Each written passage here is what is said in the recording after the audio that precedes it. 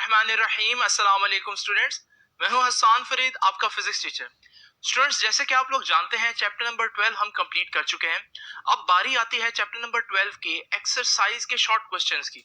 वो हम स्टार्ट करेंगे आज के लेक्चर में स्टूडेंट्स। तो देखते हैं जी पहला शॉर्ट क्वेश्चन।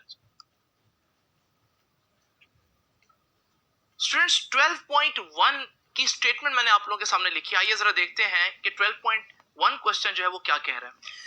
क्वेश्चन कह रहा है कि the potential is constant through a given region of space. आपको एक इंफॉर्मेशन दे रहा है, किसके बारे में? पोटेंशियल के बारे में। इंफॉर्मेशन क्या है कि पोटेंशियल क्या है?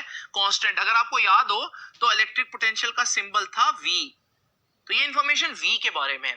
तो वो कहता है किसी जगह पर इलेक्ट्रिक पोटेंशियल जो है वो कांस्टेंट है, चेंज नहीं हो रहा। पूछ क्या रहा है? ये तो बता दिया ना उसने। पूछ क्या रहा है? Is the electric field. एक और चीज पूछ रहा है, वो है इलेक्ट्रिक फील्ड, उसका सिंबल है E। तो वो कह रहा है वहां इलेक्ट्रिक फील्ड जीरो होगी या नॉन जीरो होगी। तो ये हमारे पास क्वेश्चन कुछ इस तरह से है कि आपको एक इंफॉर्मेशन दे रहा है इलेक्ट्रिक पोटेंशियल यानी कि V के बारे में कि V कांस्टेंट है। तो कह रहा है अगर V कांस्टेंट है तो बताओ E यानी कि इलेक्ट्रिक फील्ड जीरो होगा या नॉन जीरो होगा।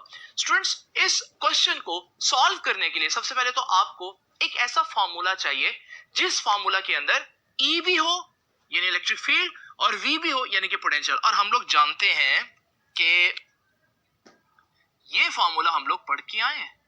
तो we know that E is equal to delta V over delta R। Students, यहां एक नेगेटिव साइन भी होता है, हम मैग्नीट्यूड के लिए इस नेगेटिव साइन को इग्नोर भी कर सकते हैं। तो स्टूडेंट्स, ये इक्वेशन में खास बात क्या है कि इस इक्वेशन के एक तरफ जिक्र आ रहा है E का और दूसरी तरफ जिक्र आ रहा है डेल्टा V का यानी कि पोटेंशियल का। अब आप देख सकते हैं कि वो क्या कह रहा है, पोटेंशियल इज कांस्टेंट। तो मैं कह सकता हूं कि हेंस पोटेंशियल यानी कि V इज कांस्टेंट। वो तो कांस्टेंट है, वो तो उसने खुद बता दिया। स्टूडेंट्स, जब कोई चीज कांस्टेंट हो तो इसका मतलब उसमें चेंज नहीं आ रहा। तो फिर हम कह सकते हैं क्योंकि पोटेंशियल कांस्टेंट है तो डेल्टा V कितना होगा, यानी पोटेंशियल में कितना चेंज आ रहा है, वो तो कांस्टेंट है, कोई चेंज नहीं, जीरो।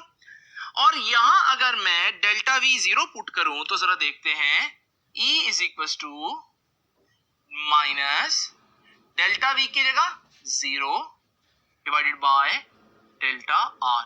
और zero divided by anything answer आपका जीरो ही आता है। तो स्टूडेंट्स, हमारा इलेक्ट्रिक फील्ड जो है उसका आंसर जीरो है। यानी कि अगर किसी जगह पर पोटेंशियल कांस्टेंट है तो वहां इलेक्ट्रिक फील्ड जीरो होगा। यही बात जो रिजल्ट आया है इसको मैं अब आपके सामने यहां पर लिख देता हूं, जो कि आपने जब लिखना है तो पहले इसको और बाद में इसको, लेकिन क्योंकि मैं समझा रहा हूं तो पहले रीजन दूंगा और उसके बाद आपका रिजल्ट यहां पर लिख देता हूं।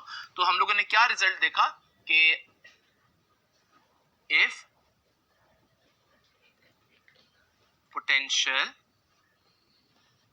Is constant through a region, अगर किसी जगह पर पोटेंशियल कांस्टेंट हो देन क्या सीखा, इलेक्ट्रिक फील्ड कितना होगा, जीरो होगा। Then electric field in that region, electric field in that region will be zero, यानी ये वाली बात सही है। तो स्टूडेंट्स, ये तो हमारे पास 12.1 की स्टेटमेंट उसका आंसर हो गया। आइए अब जरा